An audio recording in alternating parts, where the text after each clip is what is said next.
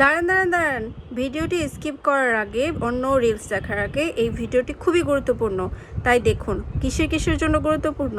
এই যে কিছুদিন আগে উট পাখি কয়েকটা গায়েব হয়ে গেছে বাংলাদেশ থেকে, বিদ্যুতের বিল বেশি হয়েছে, বন্যা হয়েছে, তার থেকেও বেশি গুরুত্বপূর্ণ। আর ভিডিওটি মেয়েদের জন্য আরও বেশি গুরুত্বপূর্ণ, মেয়েরা বেশি করে শুনবে। তো যেটা নিয়ে কথা বলছি গুরুত্বপূর্ণ, সেটা হচ্ছে আয়রন ডিফিসিয়েন্সি, যেটার জন্য মৃত্যু পর্যন্ত হতে পারে। অ্যানিমিয়ার তো অনেক বেশি, আর বাংলাদেশের মানুষ সবাই কম বেশি খুব বেশি আর কি ম্যালনিউট্রিশনে ভোগে। ম্যালনিউট্রিশন ভোগে, সেটা শিশু থেকে শুরু করে যুবতী মেয়েরা থেকে শুরু করে যুবক ছেলেরা, ইয়াং যারা পড়াশোনা করছে তারা পর্যন্ত পড়াশোনা মনে রাখতে পারে না। নানান সব সমস্যা তৈরি হয় শুধুমাত্র এই ব্লাড কমের জন্য শরীরে, কিন্তু আমরা বুঝতে পারি না এগুলো কি কি লক্ষণ। সেগুলো আমরা জানি কম বেশি, খুব দুর্বল লাগে, মাথা ঘুরে, লো প্রেশার, আর ফ্যাকাশে দেখায়। এগুলো তো আছে, অতিরিক্ত ঘাম হওয়া, অনেক কারণে অনেক সমস্যা হতে পারে। সেটা আমরা খুব ভালো করে কি করতে পারি না, খুব ভালো করে পরীক্ষা নিরীক্ষা করতে পারি না। পরে গিয়ে যখন রক্ত খুবই কম হয়ে যায়, অজ্ঞান হয়ে যায়, বা খুব বেশি লো প্রেশার হয়ে যায়, বা খুবই দুর্বল লাগে, বা খুব অসুস্থ, ঘন ঘন ঠান্ডা লাগে, তখন আসলে আমরা ডাক্তারের কাছে গিয়ে টেস্ট করি। তখন ধরা পড়ে যে অতিরিক্ত আমাদের হিমোগ্লোবিন লেভেল খুবই কম, আর কি অতিরিক্ত কম। তখন তোমাদের জন্য কি তোমরা করো, বিভিন্ন রকম আয়রন সমৃদ্ধ খাবার, যেমন কাঁচা কলা, ডালিম, তারপরে ডুমুর, কলার মোচা, তারপর অনেক আরও খেজুর, বিভিন্ন রকমের আয়রন সমৃদ্ধ, কচু শাক, আমরা এগুলো যারা জানি কম বেশি, এখন সবাই জানে, সেগুলো আমরা কি করি, ইনটেক করার ট্রাই করি। ইনটেক করলেও আসলেই আমাদের প্রতিদিন দৈনিক 18 মিলিগ্রাম মাইক্রোগ্রাম দরকার। সে 18 মাইক্রোগ্রাম বা মিলিগ্রাম আমরা কি করে আয়রন পাবো? আর এটা অবজার্ভ হওয়ার জন্য যেটুকু আমাদের ভিটামিন সি দরকার, আমরা কি সেটা ইনটেক করতে পারি ডেইলি? আর আসলে কি ডেইলি আমরা সেসব ভিটামিন খাচ্ছি? না। এই যে কিছুদিন আগে আমি 4টা খেজুর খেলাম, ক্ষুধা লেগেছে এবং খুব দুর্বল লাগছে, আমি ভাবলাম একটু আয়রন খাই। আমার যেহেতু প্রত্যেক মেয়ের মতো, প্রত্যেক মানুষের মতো আয়রন দরকার, সেহেতু আমি একটু ইনটেক করি। তখন আমি 4টা খেজুর খেলাম। তো আমি রিসার্চ করে দেখলাম মাত্র 0.3 থেকে 0.4 মাইক্রোগ্রাম পর্যন্ত 4টা খেজুরে, বড় বড় খেজুরে, এত বড় বড় খেজুরে নেই।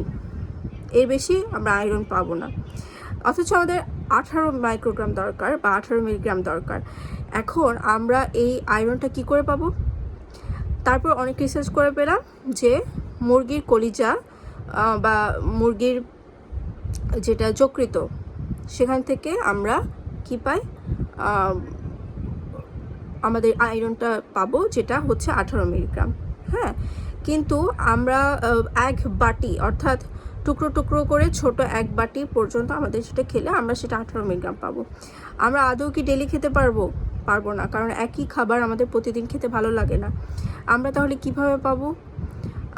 এছাড়া আমরা যে আলাদা করে কলিজা বাজারে পাবো, আলাদা করে কলিজা ফার্মের হয়তো বিক্রি হতে পারে, কিন্তু দেশি মুরগি বা ভালো কোনো বাসায় যেগুলো পালি সেগুলো থেকে আমরা এভাবে পাবো না প্রতিদিন, স্বাভাবিক। আর তোমরা সবাই জানো মাইক্রোপ্লাস্ট বা প্রোটিন বলো, খুব বেশি বিভিন্ন হরমোন বলো, এগুলো ফার্মের মুরগি থেকে পাওয়া যায়। এগুলো না খাওয়াটা বেটার, এটাই বিজ্ঞানীরা বলছে এবং আমরা জানি। কিন্তু আমরা তো হঠাৎ করে বাদ দিতে পারবো না, তাই মাঝে মাঝে খেতে পারি। কিন্তু আমরা প্রতিদিন এই যে কলিজা, এটা তো ফার্মের ছাড়া বিক্রি হয় না, ফার্মের মুরগির থেকে হয়তো আলাদা করে পাওয়া যাবে কিছুটা। তাহলে আমরা কি করব? আমাদের করণীয় কি? আমাদের করণীয় হচ্ছে আমাদের অনুশোচনা করা ছাড়া, আমাদের মানে হাই হুতাশ করে এরকম অ্যানিমিয়া রোগী হওয়া ছাড়া উপায় নেই। তাই আমরা অল্প পরিমাণে হলেও আমাদের তো খেতে হবে আয়রন, তাছাড়া তো আমরা বাঁচবো না, তাই না? হাই হুতাশ করে তো আরও অসুস্থ হয়ে পড়বো। তাই আমাদের খুব বেশি যেগুলো আয়রন সমৃদ্ধ খাবার সেগুলো খেতে হবে, এবং যতটুকু আমাদের ওষুধ ছাড়া প্রাকৃতিকভাবে ইনটেক করতে পারি সেটা করা উচিত। এখন আমি তোমাদেরকে বলি কেন আয়রন ইম্পর্টেন্ট। আয়রন তোমার শক্তি যোগাবে। একজন মেয়ের কায়িক পরিশ্রম অনেক করতে হয়, বাসা বাড়িতে থেকে শুরু করে বাইরেও যারা চাকরি করে তাদের করতে হয়। মেয়েদেরও দরকার, ছেলেদেরও দরকার। ছেলেদের থেকে মেয়েদের বেশি দরকার, কারণ মেয়েদের আয়রন ডিফিসিয়েন্সির পরিমাণ বেশি হয়।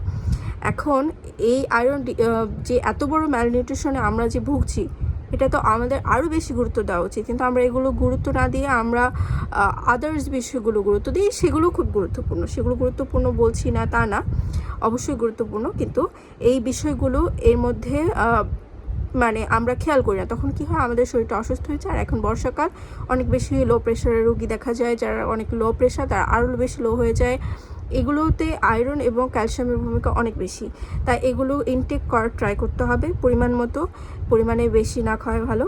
এবং অবশ্যই অ্যাবজর্বেশন অর্থাৎ শোষণ হওয়ার জন্য যখন আপনি আয়রন সমৃদ্ধ কোনো খাবার খাবেন, কলার মোচা 1 বাটি হোক, কিংবা হয়তো আপনি ডালিম খেলেন একটু রস, কিন্তু আপনার আদার্স দিকগুলো খেয়াল রাখতে হবে, যেমন ডায়াবেটিস আছে কি না বা আপনার কনস্টিপেশন আছে কি না, সেগুলো খেয়াল রাখতে হবে। তার থেকে বড় কথা হচ্ছে এগুলো যেন শরীরে শোষণ হয়, তার জন্য পরিমাণ মতো ভিটামিন সি খেতে হবে। আর পরিমাণ মতো ভিটামিন সি নিয়ে আলাদা একটি ভিডিও দিব সামনে, তো স্কিপ না করার জন্য অনেক অনেক ধন্যবাদ। আর ভিডিওটি ভালো লাগলে লাইক, কমেন্ট, শেয়ার আর সাবস্ক্রাইব করতে ভুলো না, যারা ইউটিউবে দেখছে এবং ফেসবুকে দেখলে ফলো করো। আল্লাহ হাফেজ।